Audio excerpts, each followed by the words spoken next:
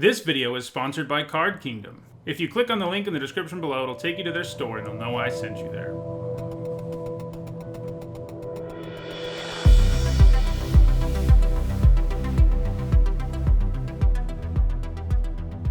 Hello everyone, I'm Nita Hone, and this is my Archetype guide for Theros Beyond Death Limited. Throughout the week, I've talked about every card in Theros Beyond Death, except for, two I left out, but I talked about them in the comments, and I've given my initial impression on all of those cards in my set review. In this video, I'm going to talk about the archetypes in Theros Beyond Death Draft and Sealed. By archetypes, I mean that I'm going to talk about the synergies in each two-color pair, and I'll also talk briefly about monocolor decks in this format too, because you will end up in them on occasion. This isn't a video where I'm going to go over the cards that are just the best in Theros Beyond Death, unless those cards are going to be at their best in a particular color pair. Again, if you want my thoughts on all the cards in this set, that's what my set review's for.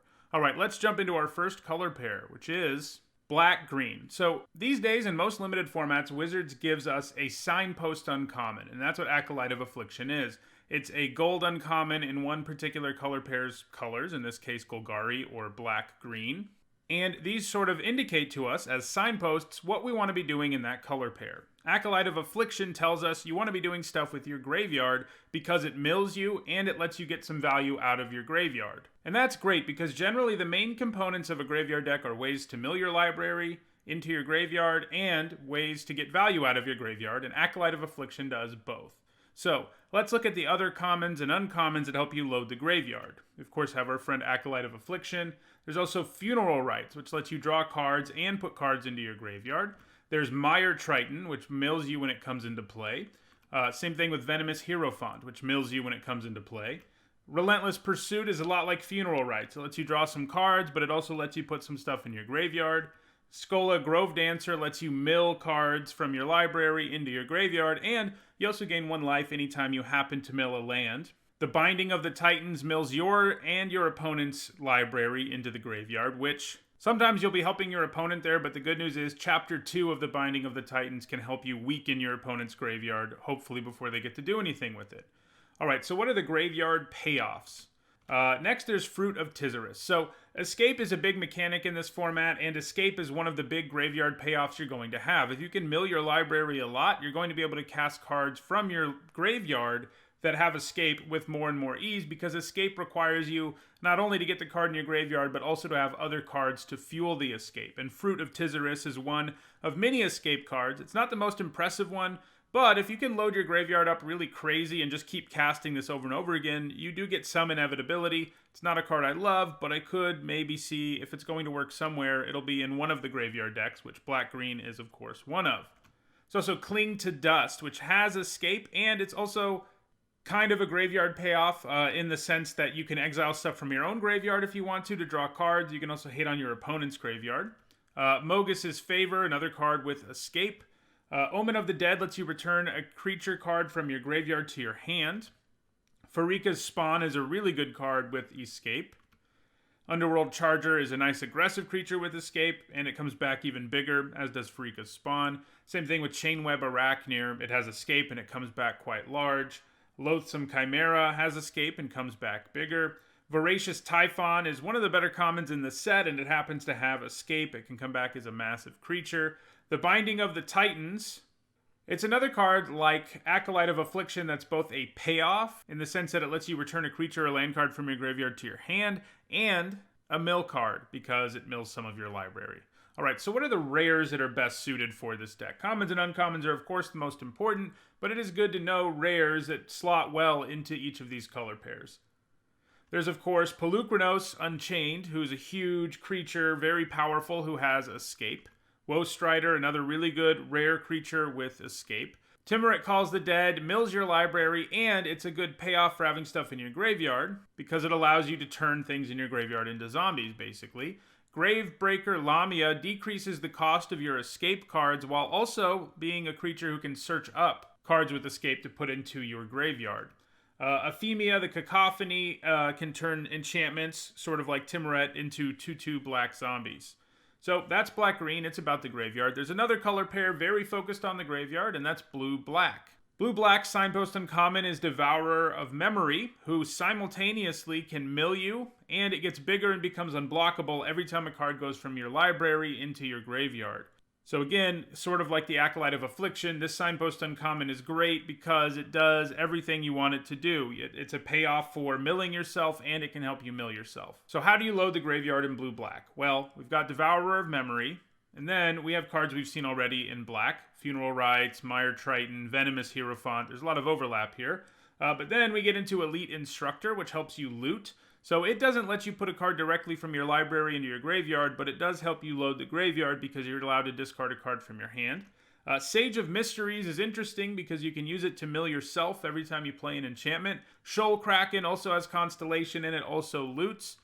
Sweet Oblivion is an interesting one too because you can use it to mill yourself. Towering Wave Mystic lets you mill a couple cards when it does damage to things. Thirst for Meaning, again, doesn't put cards directly from your library into your graveyard, but it allows you to draw cards and then discard cards. So what are the mill payoffs in blue-black? Well, again, we have Devourer of Memory. We have all of those black cards with Escape that we've already seen.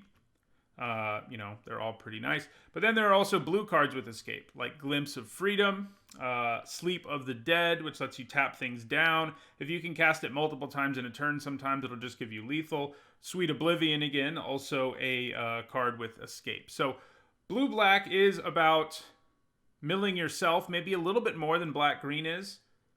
But they're pretty similar decks. They have some different cards, but the black cards in them overlap, and they're going to be pretty good in both of them. So what are the rares that fit well here? Well, we have Atris, Oracle of Half-Truths, who, whichever pile you don't choose, goes into the graveyard. We also have Woe Strider again. We also have Timurit again. And Gravebreaker Lamia again, as well as Ephemia. We also have Thassa's Oracle, a card that deals with devotion, but if you can mill yourself enough, Thassa's Oracle is kind of funny because it's an alternate win condition. Basically, if you have more devotion than cards in your deck, when you play Thassa's Oracle, you just win the game automatically, which is pretty interesting. So, blue-black and black-green are all about the graveyard, and there's a third archetype in this format that's also pretty graveyard-heavy, but it has sort of a different focus, and that's black-white, which is about getting enchantments specifically into your graveyard. The first two decks we've looked at so far, sure, they have an enchantment sub-theme. Black-white has a more overt enchantment theme, and it also likes the graveyard. And Rise to Glory is our Signpost Uncommon there that really tells us that, because it lets you reanimate stuff from your graveyard. And it's not a very good card if all you're getting is a creature or an aura. You want to get both into your graveyard, pay 5, get both back, and you're going to have a great deal when you do that. When you only do one or the other, it's not so good. So it's really telling you, make sure you have auras in your deck one way or another, or you're not going to be able to take advantage of Rise to Glory. So how do we get graveyard value here? Well, we have Rise to Glory, but we also have Archon of Falling Stars, another card like Rise to Glory that likes enchantments in the graveyard. It reanimates one when it dies. Dawn Evangel also likes auras. Whenever a creature dies, if it has an aura on it that you controlled, you get to return a small creature from your graveyard to your hand. Lagana Band Storyteller also likes enchantments in the graveyard. It can put them from your graveyard on top of your library and gain you some life. And Sentinel's Eyes is an aura that also has Escape, so if you mill it, you can get it back later. So I would say that this black-white deck kind of has a couple things going on. It can be sort of an enchantment deck. It can be kind of a reanimation deck. It can kind of be both. I'm not talking here about all the black cards that give you graveyard value because we've only seen them twice, so keep them in mind too. But yeah, black-white is about enchantments and the graveyard, both sort of together. So what are some rares that fit this color pair particularly well? Well, again, we have Timurit Calls the Dead. It's a card that likes enchantments in the graveyard. It likes creatures too, but it does like enchantments. Elspeth Conquers Death is a reanimation spell in white. We also have Ephemia again, a card that really likes things in the graveyard, specifically enchantments. So there's a lot of enchantment-focused decks in this format, and this one is sort of a good segue between the graveyard decks and the enchantment decks because it kind of does both. But from here, we're going to move to a color pair that is all about enchantments and not really about the graveyard at all, and that's blue-green, which is all about Constellation.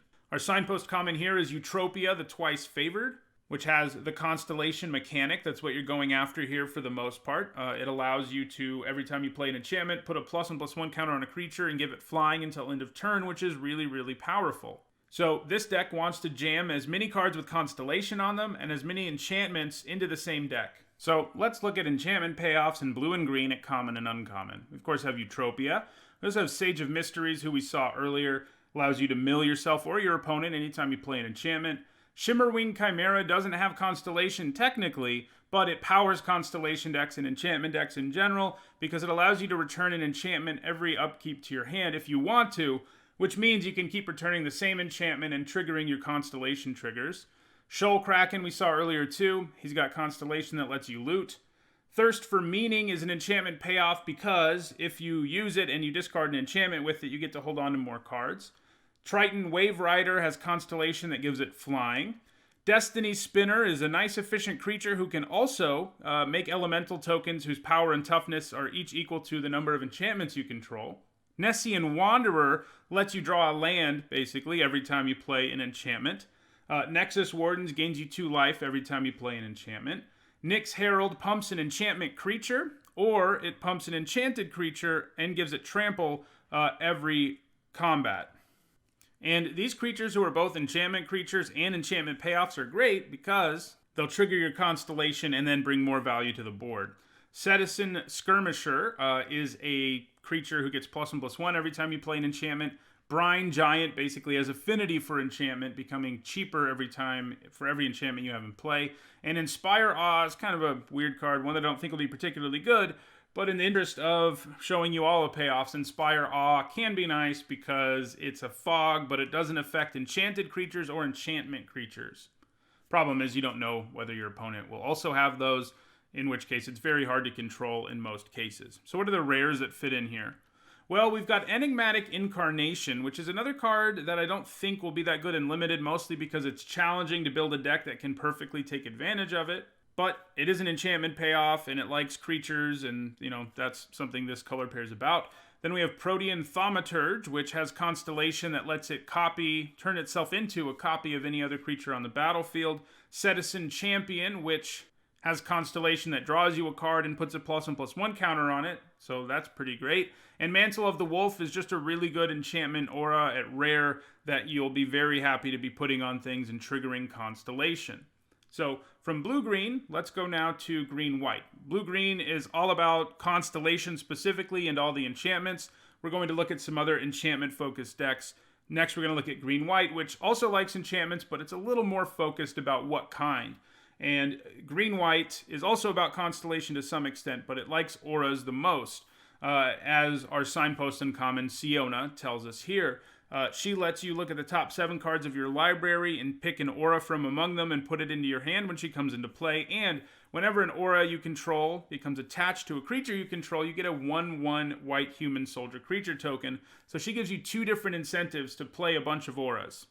So what are our enchantment payoffs in green-white? Well, we've got Siona, of course, our signpost in common. Then we have overlap happening here. We have, our Destiny Spinner, which likes to have enchantments in play. It's an enchantment itself. Nessian Wanderer, which has Constellation. Nexus Wardens, which has Constellation. Nyx Herald, which is probably actually going to be a little better in this deck because this deck will have more enchanted creatures, but it's going to be good in both of these green enchantment decks. We've also got Citizen Skirmisher. We've got Inspire Awe again as well, which again, maybe it's a little better in this deck because it'll have more enchanted creatures, but I still don't love it. We've also got Archon of Falling Stars, which is a large creature that when it dies returns enchantments. We've got Captivating Unicorn, which taps down a creature when you play an enchantment. Dawn Evangel again, the card that if a creature with an aura on it dies, you get the opportunity to bring back a small creature from your graveyard to your hand. Favored of Eroas, which gains double strike every time you play an enchantment. Heliod's Pilgrim, which lets you specifically search your library for an aura. And you'll notice here, it's more of an aggressive deck than the blue-green one looks like it's going to be. Favored of Eroas is a double striker. Captivating Unicorn taps down blockers. Nyx Herald, it's in both decks, but it's going to be better here, and it'll make your creatures bigger and more able to attack. So this deck looks more aggressive than the blue-green deck, which looks a little grindier. We've also got Transcendent Envoy, which specifically decreases the cost of auras. Pious Wayfarer, which has Constellation that lets it give +1/+1 to something when an enchantment comes into play. Lagana Band Storyteller, we saw already. You put an enchantment from your graveyard on top of your library and gain life equal to its mana cost. and Karametra's Blessing, which is a great combat trick for enchantment creatures and enchanted creatures, because when you use it on them, they gain hexproof and indestructible. So what rares are best suited to this color pair? Well, we have a Planeswalker who's these two exact colors, and he loves enchantments. He gets better the more enchantments you have, because he lets you draw enchantments from your library, and he lets you exile stuff, provided you have an enchantment in play. Bronzehide Lion is a nice efficient creature who, when it dies, it turns into an aura. Of course, we have Cetizen Champion again, and Mantle of the Wolf. We also have Archon of Sun's Grace, who's incredibly powerful and has a very strong Constellation trigger that makes you a 2/2 Pegasus with flying every time. And Idyllic Tutor, you know, I'm not a big fan of tutors in Limited for the most part, but, you know, if there's a deck for this, I guess it would fit into Black-White too. Any enchantment deck that has a lot of enchantments, maybe it will work out. So now let's move to another color pair that has a little bit of an enchantment theme as well, but it's become more of a sub-theme once again, and that's red-white, where our theme is heroic, go wide. I have heroic in quotations there because the heroic mechanic technically isn't in this set. Heroic was a mechanic in the original Theros that said whenever you cast a spell that targets this creature, you get some effect. And even though the word heroic itself doesn't appear on any cards in this set, there are a bunch of creatures with hero in their name that all have a heroic effect, and they all have the same heroic effect. The one that Hero of the Nyxborn here has, and that is when he's targeted by a spell, he gives all your creatures +1/+0 until end of turn, and when he comes into play, he makes a 1/1 white human soldier creature token. So he is both a heroic creature and something that helps you go wide, and because the heroic trigger on all the creatures in this set is all about pumping your whole team, that's why this deck is really a go wide aggro deck, meaning you want to get as many creatures in play so that that pump is as powerful as possible. So what are the other cards with heroic? We of course have our Hero of the Nyxborn. We also have Heroes of the Revel, who, like Hero of the Nyxborn, brings a creature to the battlefield and has that heroic ability. Hero of the Games, just a 3-mana 3/2 with that heroic ability. Hero of the Pride, a 2-mana 2/2 with that ability.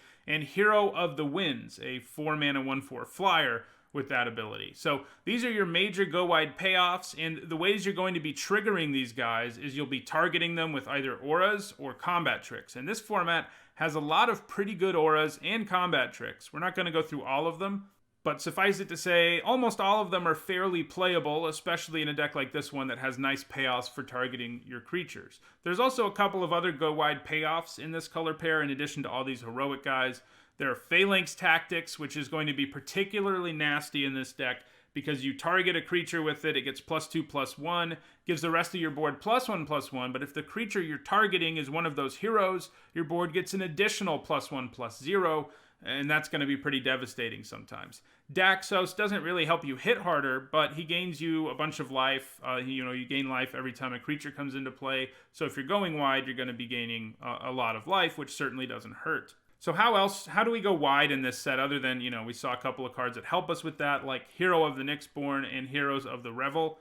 What else? Well, we have Commanding Presence, another card that fits well into this deck because it lets you trigger that hero clause while also helping you go wide, because when the creature you put this on deals combat damage to a player, you get a human soldier creature token. There's Omen of the Sun, which is one card that gives you 2 bodies. Anax, Hardened in the Forge, replaces any creature that dies with a 1/1, and if it was a big enough creature, a 4/4, you get 2 1/1s. Satyr's Cunning lets you produce a Satyr creature token when you play it, and then you can escape with it and cast it throughout the game to gain more Satyrs. So that's what Red-White's about. Again, I didn't talk about all the combat tricks and all of the auras. Most of them are pretty good in this set. They seem to have pushed them on purpose so that they're all at least playable, and there's lots of good payoffs for playing them, as this color pair shows you, as well as the green-white color pair, which really likes auras. So what are some rares well suited here? Well, Elspeth, she's going to be good anywhere that's white, really, but her ability to make human soldier creature tokens can really be abused here. We've also got Storm Herald, who specifically likes auras. He can bring them back from the graveyard and put them onto things. And this deck's going to be running auras, so he seems like a good fit. So our next color pair, it's another one focused on enchantments, but it's more of a sub-theme again, not really a focus. The color pairs most focused on it seem to be blue-green and green-white, with black-white, red-white, and blue-white all sort of having it as a sub-theme. So blue-white has a few things going on, as it sometimes does. It's kind of a skies deck, which means a bunch of flyers. It likes auras to put on those flyers, and it also has some tempo things going on, but I'm just calling it blue-white skies auras because that's sort of the thing that Staggering Insight, to me, seems to be indicating to us the most is, you know, this is a very powerful enchantment. If you can put it on a creature who's difficult to block, you're going to be gaining a bunch of life and drawing cards, and it's going to be insurmountable for your opponent to beat you at a certain point once you start doing that. And where better to put them than flyers, and blue-white is always the color pair that has the most flyers in Limited. They're the two colors where flying is really a primary keyword. So we have a bunch of common and uncommon flyers that you want to put your Staggering Insight on. Things like Shimmerwing Chimera, which comes with an additional enchantment upside that we talked about earlier. Threnody Singer, which is a nice creature because it comes down and can weaken a creature until end of turn equal to your devotion, but it's also a flyer that you can stick enchantments on. Triton Wave Rider is a particularly nice thing to put an enchantment on, like our Staggering Insight, because it gains flying until end of turn, meaning it'll be hard to block that turn thanks to Constellation. Vexing Gull is kind of interesting because it's not like obvious, other than the fact that it has flying, that it's particularly good here. But what you can potentially do is flash it in at the end of your opponent's turn, and then assuming your opponent did stuff on their turn and doesn't have a bunch of mana up, it means you're a little safer to stick an enchantment on it because your opponent won't have expected it necessarily. Witness of Tomorrow's an enchantment creature, also a flyer. We've got our friend Transcendent Envoy again, which we saw in the red-white deck, which makes auras cheaper, also has flying, so you can put auras on it. Sunmane Pegasus seems like a really good place to put them because of all the keyword abilities it can gain, Vigilance, Lifelink, and it already has flying. We also have our friend Hero of the Winds, who is a flyer, who also likes being targeted with enchantments. We've got Daybreak Chimera, another flyer. Archon of Falling Stars, yet another flyer, and one who brings back enchantments. So what are some nice auras to be putting on these evasive creatures? Well, there's of course Staggering Insight, which is probably the best possible one you're going to have, but there's also Commanding Presence, which we saw. Even Indomitable Will can be nice on these creatures. Sentinel's Eyes, adding Vigilance to a beefy flyer is pretty great because it can attack in the air, be difficult to block, and then just hang back and block itself. Starlit Mantle can give things hexproof until end of turn. Again, these aren't all the auras. These are just the ones that I wanted to touch on the most here. So rares for this color pair. I mean, anything with flying is pretty good. The one I want to talk about specifically is Archon of Sun's Grace because it's a flyer that has keyword abilities and it also likes enchantments. And that's what this color pair is about. Again, there's also a tempo theme here. You have some bounce spells, counter spells, things like that to support your plans. But yeah, blue-white is sort of interested in auras, interested in flyers, and has some tempo things going on. All right, now let's move to blue-red, where the archetype is all about flash, and more generally, just instants. Mischievous Chimera here shows you what I mean. It's a nice, efficient flyer who has an ability that does something whenever you cast your first spell during each opponent's turn. And there are several other payoffs in this color pair for doing that. So this color pair wants instants, and it wants cards with flash because it has payoffs for them. In this case, you do damage to your opponent and scry 1. So what are some of the common and uncommon payoffs for doing things on your opponent's turn? Well, we have our Chimera. We also have Naiad of the Hidden Coves, who decreases the cost of any spell you cast during your opponent's turn. It's one of the few cards in this deck, in this group of payoffs, that doesn't say only your first spell you cast during your opponent's turn does it. That's worth noting because sometimes you'll want to cast multiple instants and it actually gives you the payoff no matter how many you've cast during your opponent's turn. Stinging Lionfish lets you tap down an opponent's thing or untap one of your things anytime you play a spell during your opponent's turn. Well, again, only the first time you play a spell each turn during your opponent's turn. Dreamstalker Manticore lets you ping something every time you play a spell during your opponent's turn, although, again, first spell only. Arena Trickster gets bigger for the first spell you cast during each opponent's turn. So there aren't a ton of payoffs here, but the two common ones are pretty nice, and these three uncommons are as well. But I mean, Naiad of Hidden Coves and Arena Trickster are both going to be pretty important commons for this deck, and you probably hope you get the Manticore and Chimera sort of next in line, and then Stinging Lionfish is around too, and it does stuff, but it's probably the least impressive of these payoffs. So that's the common and uncommon payoffs for instants and flash. Again, I'm not going to go through every instant and every card with flash in this set. If you watched my blue and red set reviews, you saw there's a bunch of them. So it's a very well supported deck in terms of having instants and cards with flash. That's just something that you have in decks. You don't have to go out of your way to do it. But this deck wants you to do it as much as possible because of the payoffs. There's also one rare that fits really well into this deck, and it's Wavebreak Hippocamp, which allows you to draw a card whenever you cast your first spell during each opponent's turn, which could be a pretty insane engine.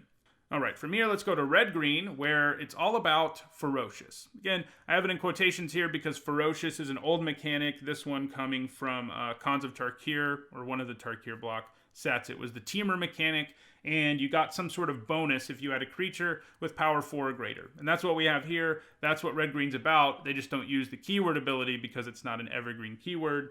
Our friend Warden of the Chained here is a 3-mana 4/4 with Trample, but he can't attack unless you control another creature with power 4 or greater. And the nice thing about him is he both likes creatures with power 4 or greater, and he supplies you with one, which is pretty useful for the 4-power payoffs, which are our friend Warden of the Chained, of course. We've also got Stampede Rider, a creature that gets +1/+1 until end of turn during combat if you have a creature with power 4 or greater. We've got Elysian Caryatid, which happens to give you more mana if you have a creature with power 4 or greater. Nessian Hornbeetle, which gets a +1/+1 counter every combat if you have a creature with power 4 or greater. Furious Rise, which might be my favorite of the payoffs, just because I'm always really into drawing cards. This one lets you draw a card, essentially, at the beginning of your end step, if you control a creature with power 4 or greater. You don't literally draw it, you exile the card, but you can play that card until you exile another card with it, which means on your next turn, you would basically have the card you exiled in your hand. And you kind of have to use it before it triggers again, or you lose the card, but that's some pretty serious value. So let's look at some 4-power creatures.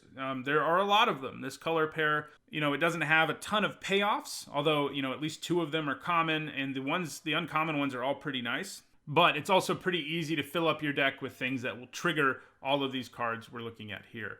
So again, we've got Warden of the Chained, who's 4-power himself. We've got Dreamstalker Manticore, probably better in the blue-red deck, of course, but hey, it's a 3-mana 4/2.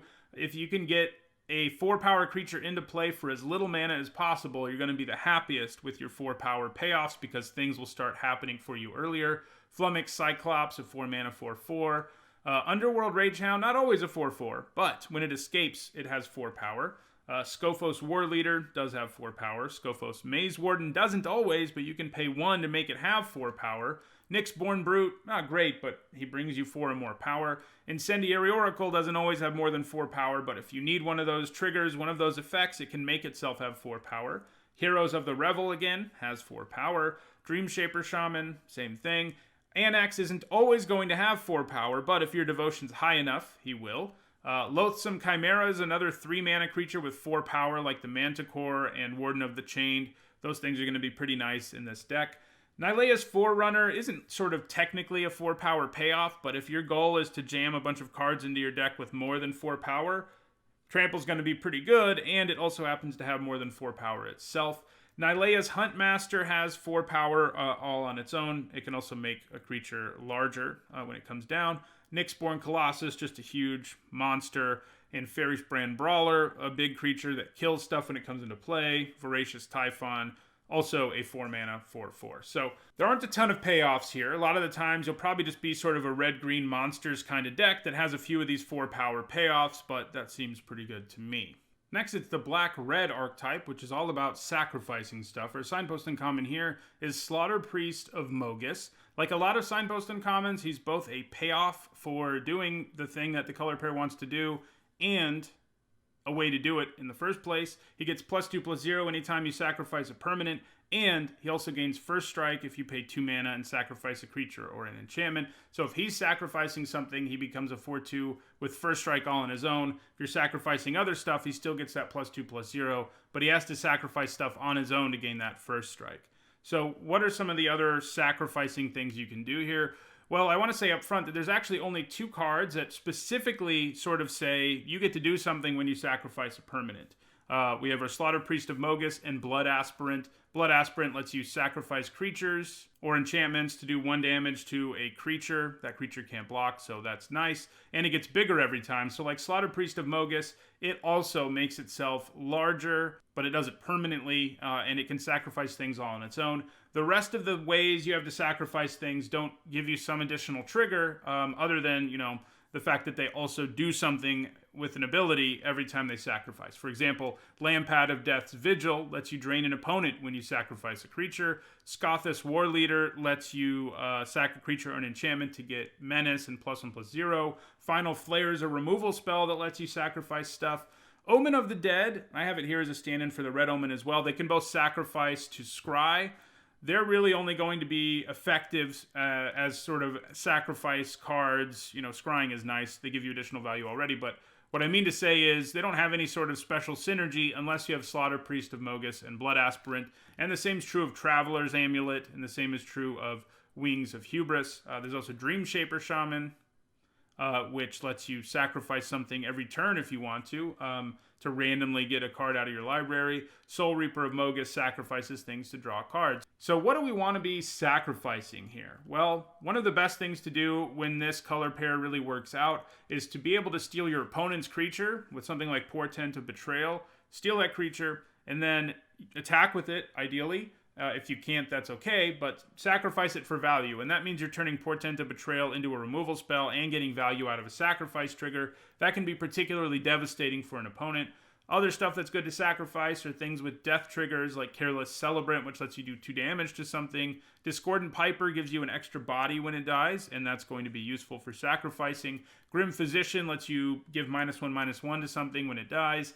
Anax makes sure anything you sacrifice leaves behind creature tokens. So again, he's sort of a payoff because of his ability to make creature tokens, even if he doesn't explicitly say, whenever you sacrifice something, he only cares about when they die, generally. Heroes of the Revel gives you 2 bodies to sacrifice. Satyr's Cunning can provide you with an endless stream of 1/1 satyrs to sacrifice for value.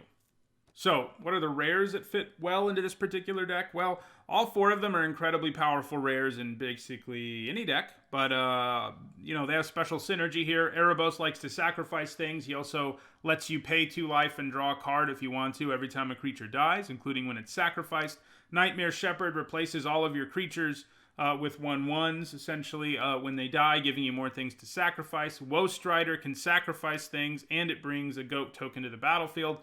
And Croxa, I sort of have him here, it's kind of a joke, I guess, but when you play him and he hasn't escaped, he technically sacrifices, so if you have one of those 2 creatures who cares about sacrificing specifically, he'll actually trigger that in addition to his ability. Also worth noting, potentially cards with Escape, and there are those in both black and red. We've seen some of them earlier on in this video. Those potentially could be good alongside sacrifice effects if you can keep supplying yourself with a creature to sacrifice. It is a big investment, but sometimes that might be the right thing to do.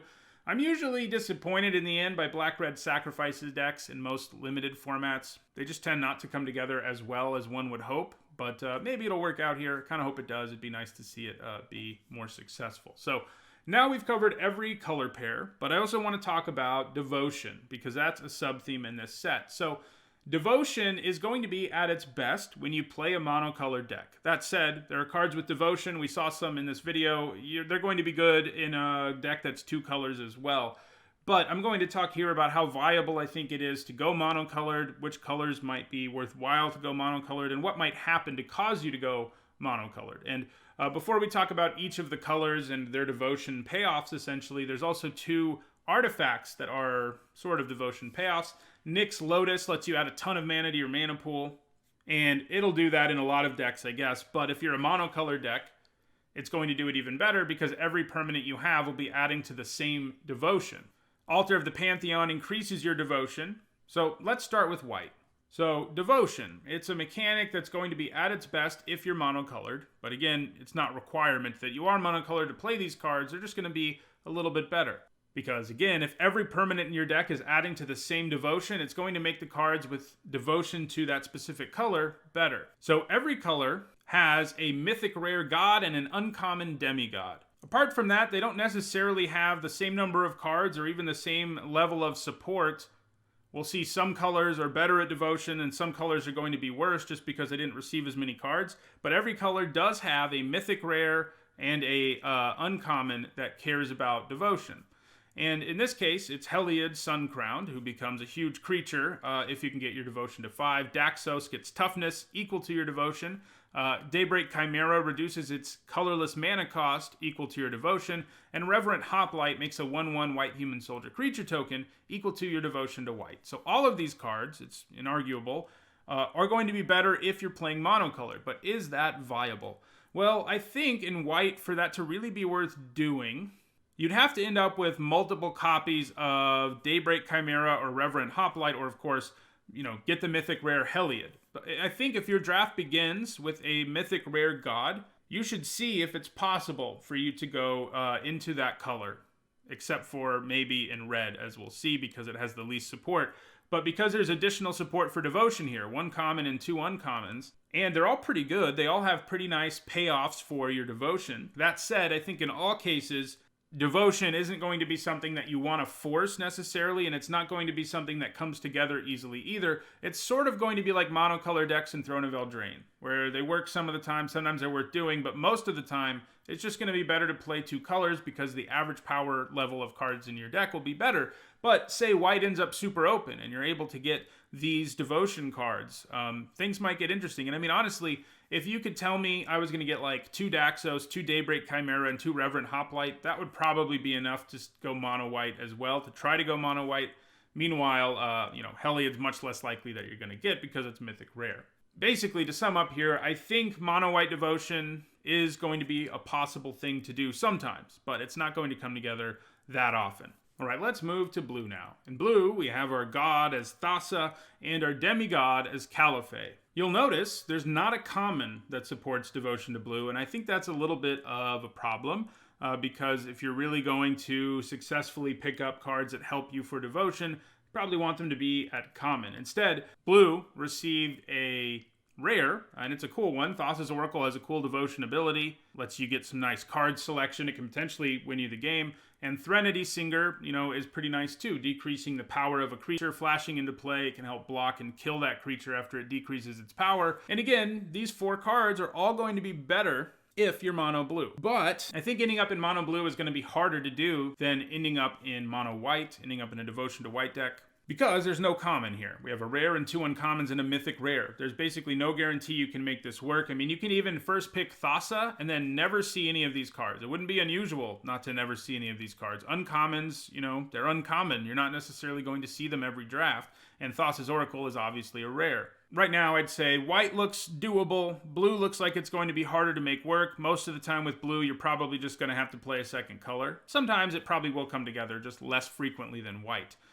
Next, we'll look at black, and I think black is where we may have the greatest chance and the greatest motivation to play monocolored. This is because there are 5 cards in the set here with Devotion to Black. That's more than we've seen the other 2 have. We, of course, have our Mythic Rare, which we're not necessarily guaranteed to see, but then we have 3 uncommons and 1 common, and all of these cards are pretty nice. Grey Merchant of Asphodel, in terms of the uncommons and commons, is probably the one you want the most because it can just snowball and cause huge problems for opponents. It can just drain so much life. If you end up with a couple of copies of that, that alone may be enough of a motivation to try to make mono black work. Like if you take a first pick and third pick Grey Merchant of Asphodel, I'd recommend trying to make it work. In other words, in this case, you don't really need the god to try to make it work. Just 2 Grey Merchants would be enough. But you also have access to Timuret, who has more toughness the more Devotion to Black you have, Drag to the Underworld, which is cheaper the more Devotion to Black you have, and Blight Breath Catoblepis, which happens to become a better removal spell the higher your Devotion to Black is. You, of course, have your Mythic Rare, too. But in other words, so far, if I had to rank them, I'd say Black is the most easy to do, White is second, and Blue is third. Again, opening the god and taking it first pick is another really great way to go. Sometimes that'll work out for you as well. But I think in this case, just getting a couple Grey Merchants is a really good reason to try to make this work if you can. Again, don't force it completely. If you see a really good red card or something, don't just pass it and take some mediocre black card. But Devotion to Black looks the most doable just because it has more support than most colors. And on the flip side of that, we have Devotion to Red, which looks basically impossible because all we have is our mythic rare and our uncommon, our god and our demigod, and that's it. Red didn't receive as much support as any of the other colors, which is kind of interesting. I'm not sure why they decided to do it that way. I would be interested. I'm sure they'll write an article about it at some point. So red is impossible, basically. Now, that's an exaggeration. If you take a first pick Ferocious and a second pick Annex, maybe you think about it, but that's highly unlikely. It's not nearly as likely to happen, and you don't have nearly as much of a reason to do it. You know, Annex is good, even if he's just a 3-mana 2/3. Ferocious is pretty good, even if you've never turned him into a creature. Though, you know, maybe not so much. But you can turn him into a creature without being a monocolored deck, is my point. But yeah, so now, you know, if we were to rank them once again, black would be at the top, followed by white, followed by blue, followed by red. So where does green fall in terms of how likely it is you can end up in a devotion deck? Well, it ends up in a similar place to black, because like black, it has its demigod, and it has its god, but then it has 2 more uncommons and a common. However, I would say the green devotion cards overall don't seem as good as the black ones. So Nylea is great, of course. Renata's nice. But Klothys' Design and Setessan Petitioner, neither of those are cards that I'm that excited for the payoff. But these cards are all better when you're mono green. Again, that's inarguable. You know, if you have as many permanents in your deck that make green mana, or rather have green casting costs, these are going to be at their best. But, you know, the ones that are good, like Renata and Nylea's Huntsmaster and Nylea, these are all going to be good even if you're not in a monocolored deck. Klothys' Design and the Petitioner may need a little bit of help. Being in a monocolored deck is definitely better for them. But you don't have Grey Merchant of Asphodel here, and that's the big difference. So, in the end, black is definitely going to be the devotion deck that you end up in the most frequently, followed, I think, by green, then white, then blue, then red, which will almost never happen. But overall, I mean, what I would say is you're not going to end up in devotion very often. It'll work out sometimes, especially in green and black, and much less frequently in white and blue, and basically never in red. So don't try to force devotion. Don't expect there to be a bunch of support for devotion in this set, because there's not. It's not like the first time we saw this set where there was a lot more support for it. I mean, the first time we went to Theros, that is. There's just some support for it, and keep that in mind. There's not a lot of good reasons to force devotion in this set. So those are all of the 2 color pairs and a discussion of whether or not devotion is viable in each monocolor. So that's my archetype guide. If you enjoyed this video, don't forget to like it and share it so that others can enjoy it too. If you want to make sure you catch future Theros Beyond Death content, including gameplay videos in the near future, don't forget to subscribe. If you're looking for my set review, there should be a link in the description below that takes you to it, and it's there that I talk about, you know, all the cards in the set instead of just various synergies within them. So thanks for watching.